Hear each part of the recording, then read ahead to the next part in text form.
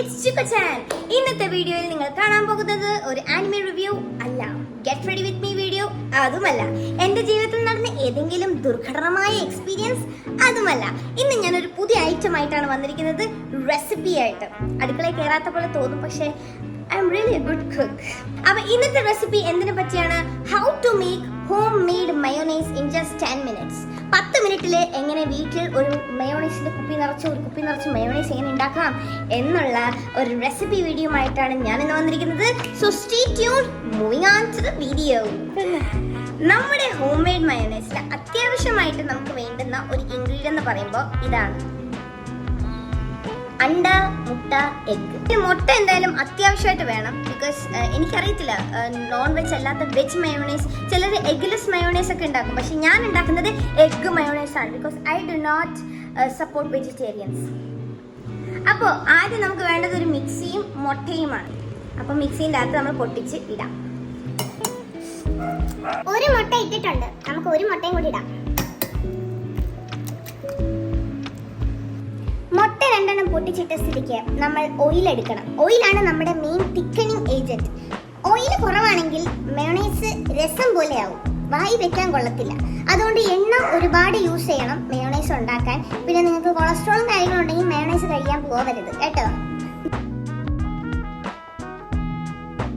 ഞാനിന്ന് എടുത്തത് സൺഫ്ലവർ ഓയിലാണ്. നിങ്ങൾക്ക് വേറെ ഏത് ഓയിൽ വേണമെങ്കിലും എടുക്കാം, പക്ഷെ ഫ്ലേവർലെസ് ഓയിൽ എടുക്കാൻ എന്തായാലും ശ്രദ്ധിക്കണം. ബിക്കോസ് കോക്കനട്ട് ഓയിൽ പോലത്തെ ഓയിൽസ് എടുത്താൽ വെളിച്ചെണ്ണയുടെ നാറ്റം അല്ലെങ്കിൽ മണം അടിക്കും. അപ്പൊ അത് മയോണൈസ് പോലെ ഫീൽ ചെയ്യത്തില്ല. മയോണൈസിന്റെ ടേസ്റ്റിന് മുന്നേ നിൽക്കുന്നത് കോക്കനട്ടിന്റെ സ്മെല്ലായിരിക്കും. സോ ഓർഡർലെസ് ഫ്ലേവർലെസ് ഓയിൽസ് എടുക്കുക. Like olive oil, sunflower oil, ഇതൊക്കെയാണ് നമ്മൾ മയോണൈസ് ഉണ്ടാക്കുമ്പോൾ യൂസ് ചെയ്യേണ്ട ഓയിൽസ്. സൺഫ്ലവർ ഓയിൽ എത്ര ഒഴിച്ചു എന്നാണ് നിങ്ങളുടെ ഡൗട്ട് എങ്കിൽ എനിക്ക് പറയാൻ സൗകര്യമില്ല.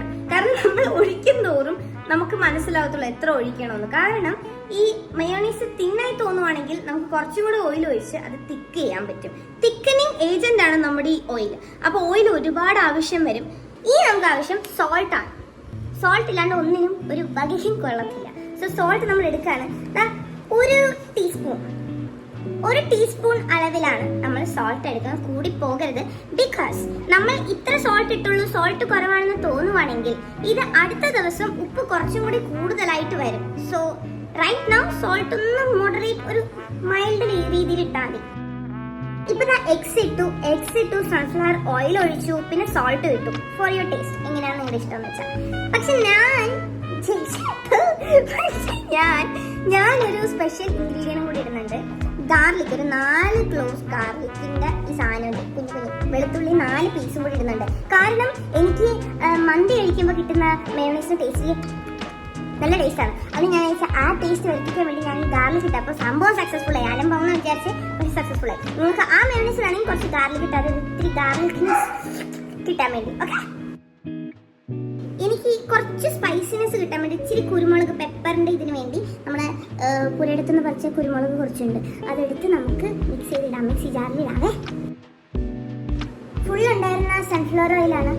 ഞാൻ ഇത്രത്തോളം എടുത്തിട്ടുണ്ട്. ഇനി എന്തെങ്കിലും ആവശ്യം വരുമോ ഇല്ലയോ നമുക്ക് നോക്കാം. ദാരിദ്ര്യത്തിലോട്ട് തള്ളിയിടുന്ന തോന്നി മയോണൈസ് ഉണ്ടാക്കുന്ന പരിപാടി. നമുക്ക് നോക്കാം. ഇനി നമ്മുടെ മെയിൻ പരിപാടി തുടങ്ങാൻ പോകാം. കുറച്ച് മിക്സി ജാറിലിട്ട് ഇളക്കാം. 3, 2, 1. അപ്പൊ നമുക്ക് നോക്കാം നമ്മുടെ മയോണൈസ് റെഡി ആയോന്ന്.